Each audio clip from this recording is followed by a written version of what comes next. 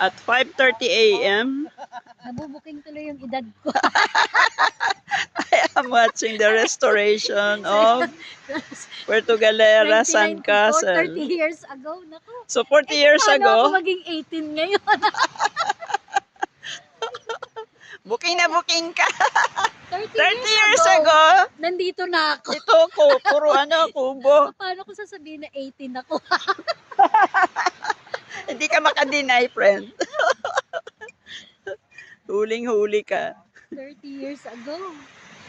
So, ito, sabi ni Kuya, sabi nila, sinira ng aso. taong lasing.